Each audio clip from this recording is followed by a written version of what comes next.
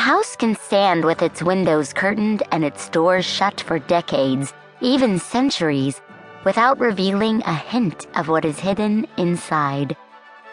The old stone house on Linden Street had kept its secrets for a very long time. For more than 100 years, it had loomed at the crest of the hill, its towering black rooftops piercing a canopy of ancient trees. A pool of shadows surrounded the house, even on the sunniest days.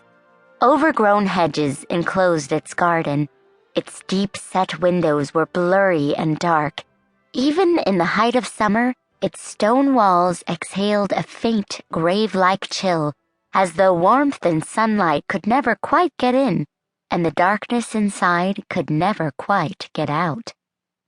But as this particular summer dwindled into autumn, and the ancient trees dropped their leaves, and the nights grew long and cool and dark, the secrets hidden in the old stone house seemed to rise, at long last, to the surface. On those lingering autumn evenings, dim red and purple lights began to glow from the house's upper windows, where the silhouettes of watchful cats sat motionless on the sills. Cobwebs stretched across the porch. Headstones sprouted from the overgrown lawn, jutting up like crooked gray teeth. After sunset, when darkness covered the house, small, fiery faces flickered from the shadows around the front door. Neighbors walking down Linden Street had always walked a bit faster as they passed the old stone house. Now they ran. As for the people living inside those chilly stone walls, they were delighted to know that their house looked so frightening. It was almost Halloween, after all.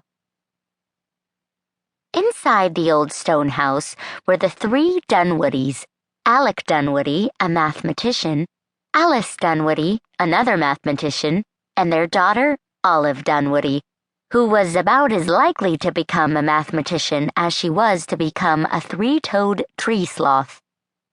Throughout the 12 years of Olive's life, the Dunwoodies had lived in many different towns, moving from apartment to apartment as Mr. and Mrs. Dunwoody moved from one mathematical job to another. When they had settled on Linden Street early that summer, Mr. and Mrs. Dunwoody were happy to think that at last they had a real house all to themselves. But the truth was, they didn't. A trio of cats, Horatio, Leopold, and Harvey, had been keeping watch over the old stone house since long before the Dunwoodies arrived. Also hidden in its quiet rooms were a slew of sleepy neighbors, 3 stonemasons, a bouncy brown dog, several dancing girls in gauzy dresses, a cafe packed with Parisians, an out-of-practice orchestra, a castle porter, a woman in a bathtub, whole forests of trees, entire flocks of birds, and one small boy in a white nightshirt. Mr. and Mrs. Dunwoody had no idea that they had so many roommates, but Olive knew. Thanks to a pair of spectacles she'd discovered in an upstairs drawer, Olive had learned the truth about the paintings that gleamed from the house's cold stone walls. Olive knew that Aldous McMartin, the house's original owner, had been a very talented, very unusual artist.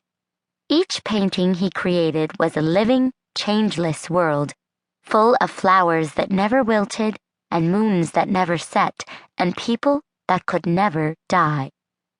People like Aldous' beloved granddaughter, Annabelle. People like Aldous McMartin himself. These painted worlds also made the perfect hiding place for everything Aldous wanted to conceal. Family spell books, nosy neighbors, dangerously curious, almost 12-year-old girls who moved into your house and started unearthing all of its secrets.